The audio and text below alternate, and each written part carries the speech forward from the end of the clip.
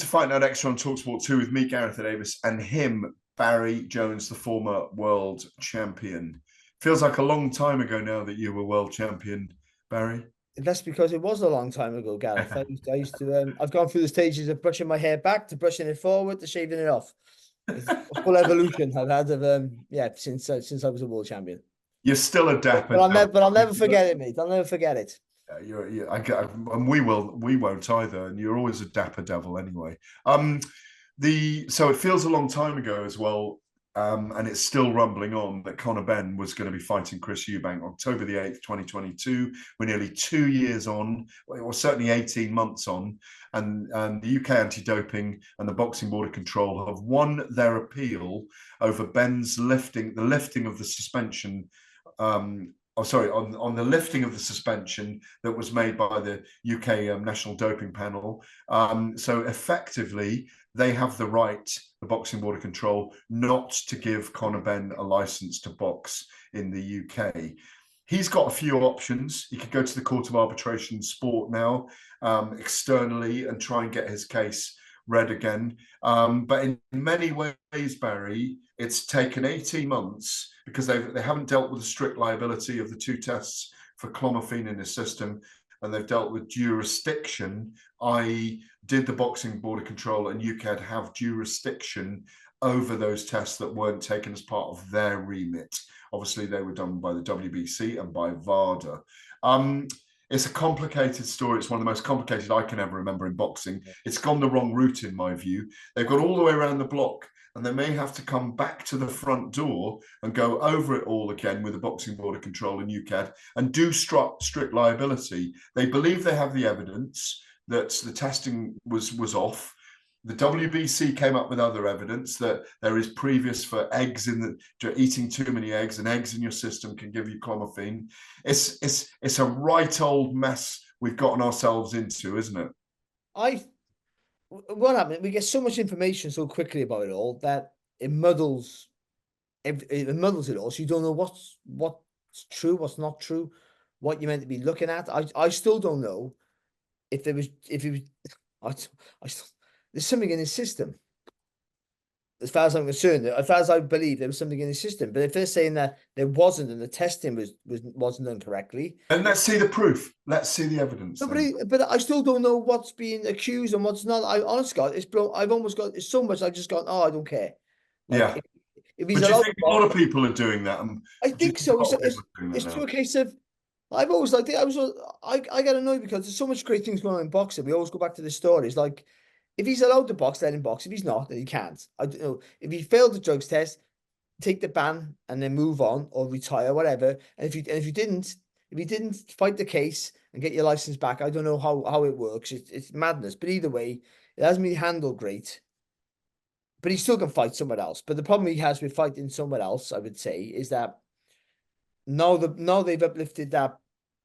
Now they've uplifted the appeal, and now he is genuinely banned from the British Boxing Board.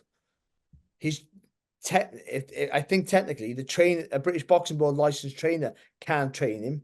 British Boxing Board licensed fighters can't train with him or spar him. I think I'm right with that. And people will lose their license if they box him on an unlicensed. So that makes it very difficult for everyone involved. And also, more importantly, he can box in America. He can box anywhere around the world.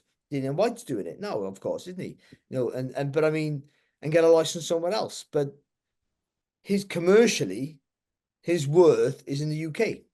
And commercially is worth, the big fight for him is still Chris Eubank Jr. Yeah, but even without that, I think that is the big fight, of course, because of the names, and it was going to be a huge fight for everybody involved. And listen, we were all disappointed because we all lost work, by the way. I lost a payday on it. So did you.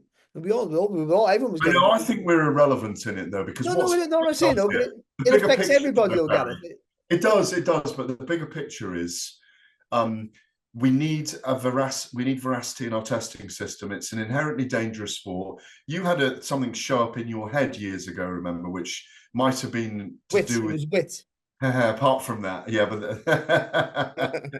no, but in a serious point, we need and have to safeguard the health of our fighters. Yeah, So the testing system has to stand up to scrutiny, and if people try and circumvent it, we cannot allow that.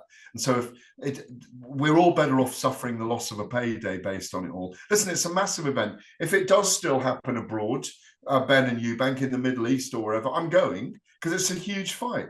And it's got controversy around it. So we need to be there. If there is a war going on, we need to be there to report on it. Otherwise, people don't know what the hell is happening. And it's the importance of those things. But the problem for Conor Benn is they've gone the wrong way about it. And when they've created a fissure between themselves, Boxing Board of Control and UKAD. It doesn't look to me like they've been working together this entire but I think you're right. They clearly haven't. But I would say one thing: it's never too late. No, exactly, correct. And I found this because in life in general, you always get old and think it's too late to do that. It's never too late, even though he's lost bits of his career. And if he goes there and says whatever it is, if they come to an agreement, a ban will have to be served, and they can go back in time. I would imagine and predate it but I still think another ban would have to be served in some respect. And that would be a real nuisance for the young man, but it's never too late. It might be too late, if he keeps going out traveling the world with another license, and then he might be too old but every fight takes something out of you, of course. So you don't get to the point where you're washed up and you're allowed to box back home again. But we want to see the fight. He's exciting to watch, and if he didn't, listen, he's a great kid. We all want to see him succeed. I don't know him well enough to say he's a great kid, not a great kid. I don't. He seems like, but I don't really know him. But I mean, if he didn't cheat, if he genuinely didn't cheat, if he genuinely didn't know what he was taking, if it was genuinely one in his system, I guess that's the case they're arguing. Then it's an horrific place for him to be. No one believes him. And they were just going, yeah, whatever, mate. And that's a horrible place to be. Yeah.